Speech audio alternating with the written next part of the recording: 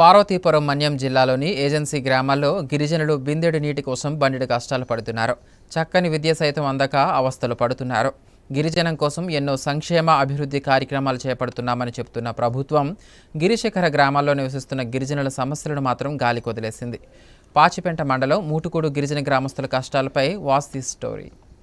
పార్వతీపురం మన్యం జిల్లా పాచిపెంట మండలంలో గిరిశిఖర గ్రామాల్లో దాహం కేకలు వినిపిస్తున్నాయి. గుక్కెడు మంచినీటి కోసం కొండలు కోనలు దాటుకుంటూ వెళ్లాల్సి వస్తుంది. చదువుకుందామని అనుకున్న విద్యార్థులు విద్య అందని ద్రాక్షగా మారింది. లక్షల రూపాయలు వేతనాలిస్తూ ఉపాధ్యాయులను పంపిస్తున్నా సరైన విద్య అందకపోవటం గిరిజన విద్యార్థుల పాలిట శాపంగా మారింది. పాచిపెంట నుంచి అరకు వెళ్లే రహదారి మార్గంలో సుమారు 5 కిలోమీటర్ల మేర కొండపైకి ఘాట్ రోడ్లో చివరి గ్రామమైన మూటుకూడు గ్రామస్తుల ఆవేదన ఇది. తరతరాలుగా ఇక్కడ సుమారు 40 కుటుంబాలకు పైగా నివసిస్తున్నారు. గ్రామంలో ఉంటున్న గిరిజనులకు కనీస మౌలిక వసతులు ఉండేవి కాదు. కొద్ది రోజుల క్రితం ఈ 5.5 కిలోమీటర్ల ప్రాంతంలో కేంద్ర ప్రభుత్వం నిధులతో రోడ్డు వేయటంతో ఆటోలు, బైక్లు గ్రామాల్లోకి వెళ్లటానికి అవకాశం వచ్చింది. రహదారి సౌకర్యం అయితే వచ్చింది, కానీ గ్రామస్తులకు త్రాగునీరు, విద్య, మరుగుదొడ్లు తదితర మౌలిక వసతులు లేక అనేక అవస్థలు పడుతున్నారు. మంచినీటి కోసం గతం ఒక బోరు వేసినా అది ఎప్పటికప్పుడు మొరాయిస్తూ చివరకు మూలకు చేరింది. ఆ తర్వాత పైప్ లైన్ వేసి చిన్న వాటర్ ట్యాంక్ ను అందుబాటులో తెచ్చిన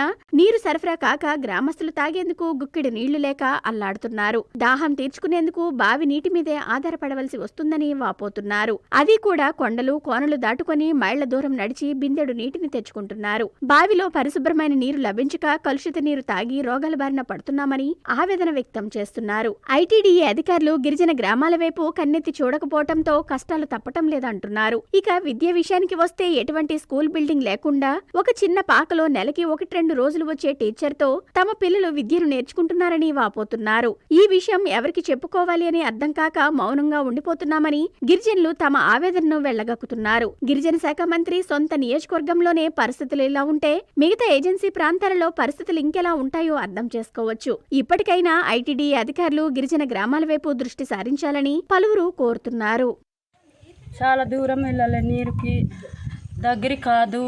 ఇంచుమించు 2-3 మీటర్లు నడుచుకొని వెళ్ళాలి. ట్యాంక్కి కట్టేశారు కానీ నీరు లేదు.